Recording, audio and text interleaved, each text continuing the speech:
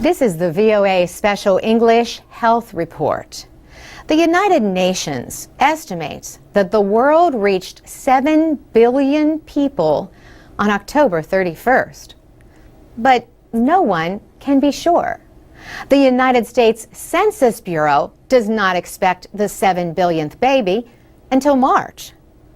Populations are growing faster than economies in many poor countries, in Africa and some in Asia. At the same time, low fertility rates in Japan and many European nations have raised concerns about labor shortages. Population experts at the United Nations estimated that the world reached 6 billion in October 1999. They predict 9 billion by 2050 and 10 billion by the end of the century. China's population of 1.33 billion is currently the world's largest. India is second at 1.2 billion. But India is expected to pass China and reach 1.5 billion people around 2025. India will also have one of the world's youngest populations.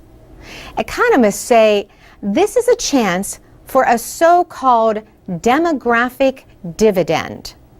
India could gain from the skills of young people in a growing economy at a time when other countries have aging populations. But economists say current rates of economic growth, although high, may not create enough jobs. Also, the public education system is failing to meet demand, and schooling is often of poor quality. Another concern is health care. Nearly half of India's children under the age of 5 are malnourished. Sarah Crow at the United Nations Children's Fund in New Delhi says these two problems could keep India back. The malnourishment means many children are unable to grow to their ability in school and later to earn money and pay into the economy. 1 of every 200 million children who start school, she says, only 10% complete grade 12. Mikhail Rakowski is the Director of Human Development in South Asia at the World Bank. He says the 7 billionth person was likely to be a girl born in rural Uttar Pradesh. Uttar Pradesh is one of India's poorest and most crowded states, with nearly 200 million people. He says reaching 7 billion people in the world is a good time for a call to action.